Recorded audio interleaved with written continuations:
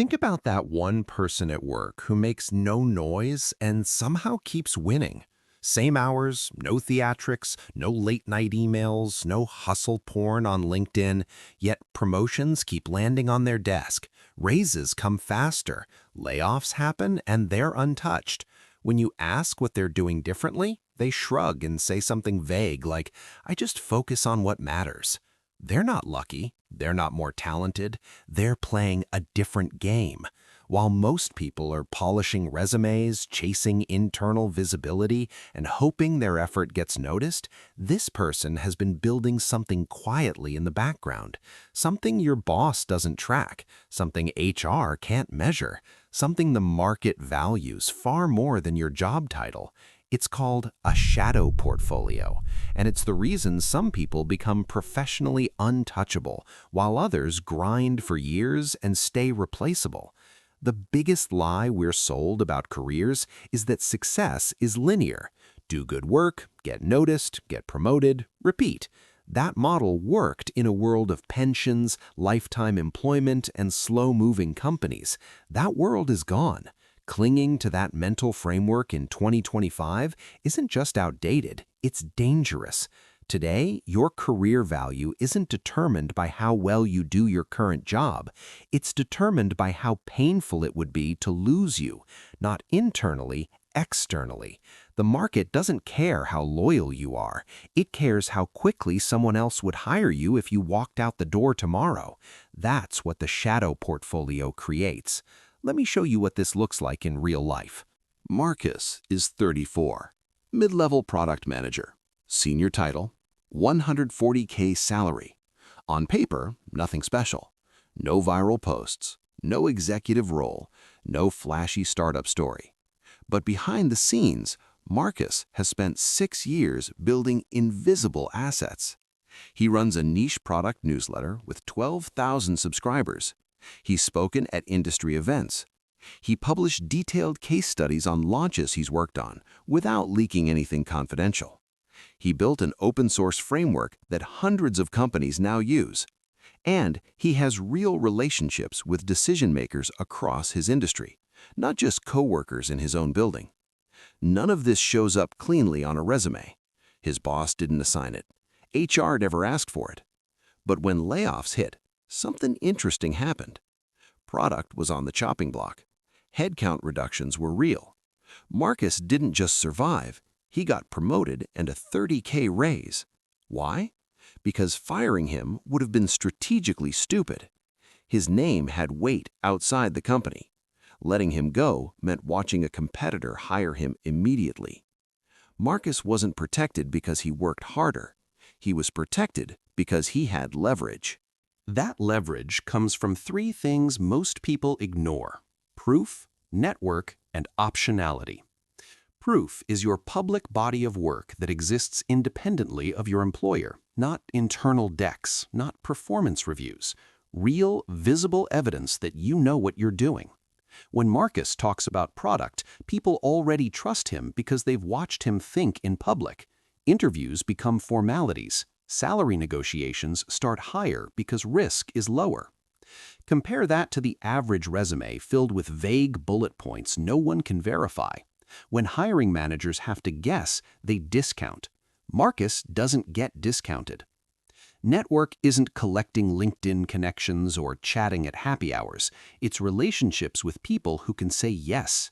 Yes to hiring, yes to funding, yes to partnerships. Marcus built his network by being useful publicly. When leaders in his industry had questions, they reached out to him. When roles opened, he was the first call. He never asked, he positioned himself. Optionality is the real weapon. Most people have one employer, one income stream, one path. That's not stability, that's fragility. Marcus had alternatives. When his company lowballed a raise, he didn't argue, he stated facts. Recruiters were already calling, offers were real. The company adjusted not because he threatened, but because he could leave. Options create leverage without aggression. So why isn't this taught? Because employers don't benefit from you having leverage, they benefit from dependency. Schools still train people to be compliant workers, not independent operators. Follow instructions, get evaluated, stay inside the system. But the system changed. Jobs aren't permanent, loyalty isn't rewarded, automation is accelerating. In this environment, being known only inside your company is a liability. You need independent value. Marcus doesn't see himself as an employee. He sees himself as a business with one main client. If that client disappears, the business survives. That mindset is the shift, and building it starts with a simple question. What do you know how to do that the market would recognize, even if your employer vanished tomorrow? For Marcus, the leverage happened to be product management frameworks. For you, it will be something else. If you're in sales, it might be a prospecting system that actually converts. In marketing, a repeatable content strategy. In operations, a workflow that cuts waste in half. The exact skill doesn't matter. What matters is that it's transferable. Not how we do it at my company, but how this problem should be solved anywhere. Once you identify that leverage point, the next move is proof. This is where most people freeze because they think proof requires something huge, a book, a YouTube channel, a podcast. It doesn't. Proof starts small. One article, one post, one short explanation of something you learned. The goal isn't attention, it's evidence. A simple rule works. Once a month, teach one thing you learned that month. 500 words, 2 minutes of video, a short thread. That's it. You're not trying to go viral. You're building a public trail of competence. Over time, that trail compounds. Recruiters don't guess. Managers don't doubt. You've already shown the work. The second pillar is relationships, not networking. Forget collecting connections. That's noise. Instead, pick a small group of people in your industry whose work you genuinely respect. Follow what they publish. Respond thoughtfully. Share their ideas with context. When they release something valuable, tell them exactly why it mattered to you. Don't ask for anything. Don't pitch yourself. Just be useful and consistent. After 6 months, something changes. You're no longer a stranger. You're a familiar name. And when you eventually reach out with a question or an idea, it doesn't feel transactional. That's what real relationships look like. Quiet, asymmetric, powerful. The third pillar is optionality, and it comes from skills, not titles. Titles are fragile. They only mean something inside one org chart. Skills travel. If you can run experiments, manage distributed teams, analyze data, or communicate complex ideas clearly, those abilities work anywhere. Every new skill is another exit door, and exit doors are leverage. Here's the subtle part most people miss. You can build these skills while doing your current job. Volunteer for projects that stretch you. Help teams outside your role. Take on work that teaches you something valuable. Yes, your company benefits, but you're not donating labor. You're getting paid to build assets that follow you forever. Now zoom out 2 or 3 years. Year 1 feels pointless. You publish something and nobody reacts. You reach out and get silence. This is where most people quit because the effort feels wasted. Year 2 feels different. Someone recognizes your name. A recruiter reaches out. Your work gets referenced. Small signals, but real ones. Year 3 is where compounding kicks in.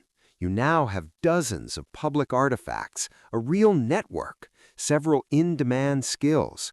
Opportunities start finding you. Consulting offers, job offers you didn't apply for, conversations that change your trajectory. Marcus is 6 years in. He gets multiple job offers per year without applying. He's paid thousands for short workshops. Venture firms have approached him. His income doubled, not because he worked more, but because his leverage did. And here's the important part. He didn't burn out. He spent maybe 3 to 5 hours a week, one newsletter, one evening engaging, one conference a year. Consistency beat intensity. Before you start, avoid these 3 mistakes. First, using your shadow portfolio as a threat. Walking into a review and flexing external offers destroys trust. That's not leverage, that's extortion. Be transparent instead. Frame your work as growth. Good managers support it. Bad managers reveal themselves. Second, chasing vanity metrics. Followers don't equal leverage. One relationship with a decision maker beats 10,000 passive followers. Always choose depth over scale. Third, building in isolation. Proof, network, and optionality must reinforce each other. Publish work. Share it with people who care.